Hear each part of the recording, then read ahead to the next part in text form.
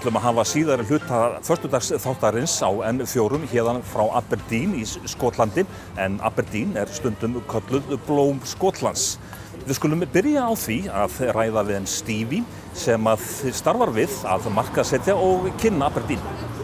The tourism industry here in Aberdeen particularly is growing. We've got so much going on here. We've got Europe's largest castle trail, we've got whiskey trails, we've got golf.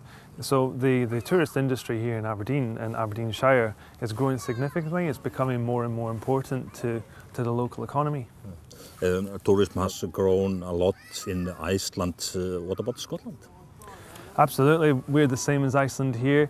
The tourism is growing thanks largely to the work that we're doing with the likes of Aberdeen International Airport, where we're working to constantly develop new routes. The Iceland route is quite a new route that we have coming into Aberdeen, and we've seen a fantastic strength of Icelandic visitors coming over. I think there's a lot of good attractions here that, for example, the Icelandic market, you don't have a lot of castles here. We have over 300 here, so it's something completely different for people to come over, and it's something that all the family can come over and enjoy. What kind of tourism do you want to receive? Well-paid people, or just as many as possible?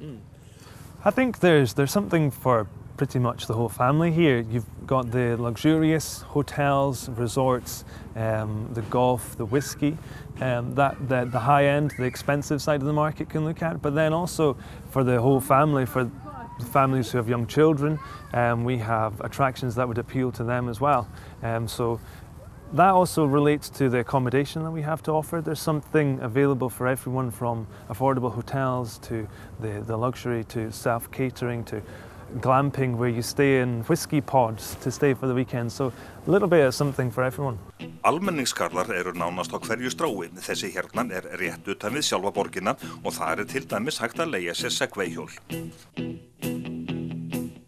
When I wake up, well I know I'm gonna be the man who wakes up next to you. When I go out, yeah I know I'm gonna be the man who goes along with you. Let's talk about Aberdeen. 3 or 4 days in Aberdeen for a couple with 2 children. What do you recommend?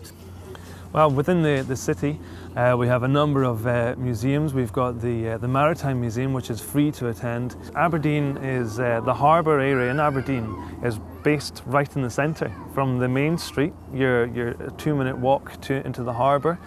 Aberdeen was traditionally a fishing port. And that industry has developed and it became into oil and gas later on in its history. But to begin with, it was very much based around the sea, and that museum tells the story about what we did and how Aberdeen became it is today. So museums like this appealing to all the family. With that, the beachfront, we have golden sandy beaches that stretch for miles. That's within walking distance from the city centre as well, so the family can go walk along there. We have beautiful cafes along the front. We've got an amusement park down at the beach. We've also got the castles, as I mentioned before, something completely different. These castles, many believe inspired Disney's castle. They look like something from a fairy tale, and it's something that the kids can really grab the attention of as well. There's stories of ghosts, there's all kinds of things there. Then we've also adapt what our core product is. So obviously golf is something that was invented here in Scotland. So we've tweaked that a little bit to make it a bit more family friendly. So instead of your traditional using clubs, we're using foot golf, where you kick a football into a hole. So that's something that's much more accessible for the whole family to take part in.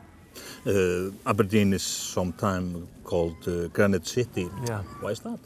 The architecture here in Aberdeen is very spectacular. And the granite city came from the fact that many of the buildings are built from stone.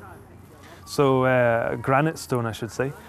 So for example, the Marshall College, which is just off of Union Street, is the second largest granite building in the world. It's hugely impressive to go and look at, and again, you can do that for free. The story of Aberdeen, is the story great? I think it is very great. We've got a fantastic story to tell. We have a huge and very strong heritage, and that ranges from our Celtic background, where there was Robert the Bruce, to our castles where Queen, the royal family, still comes here every summer to go on holiday. To our produce that we have. We're home to Aberdeen Angus steak, we're home to some of the finest whiskies and culinary things here and right on our doorstep, so we're very lucky. Air Iceland Connect now flies direct to Aberdeen. How important is that, really? Thankfully for us, we have a great attraction here. We have very strong attraction for all the family to come over here, and to open new international markets such as Iceland to come over here and experience it. You might be a small country, but what we're seeing so far is that you love what we have here, and more of you are coming over to visit.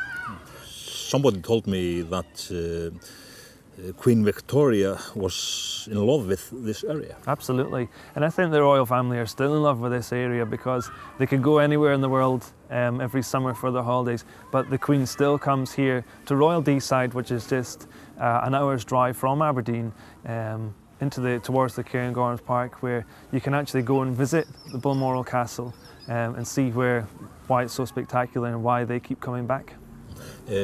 What time of year is Aberdeen most beautiful? I think at different times of the year there's a very different feel. So we're in summer right now, the sun's out, it's quite warm, the children are playing in the park, and as I said to you before, the buildings transform, they sparkle in the summer sun. Come fast forward to autumn, all these green trees that you see around us, their leaves start changing, and that itself presents a spectacular backdrop. That's great to come and explore. We also have the Cairngorms National Park and our coastal trails and things like that. So nature is a very strong product that we have, and as with any natural product, it develops as the year go on. And then of course Christmas as well. Come Christmas time, we have a festive market in the town centre. All these castles that we visited a few this weekend have Christmas markets and festive things. So it evolves as the year goes on, and there's different things to appeal to everyone. And the Icelanders, they are welcome? Absolutely, they're very welcome, and we look forward to more of you coming over and exploring Aberdeen and Aberdeenshire.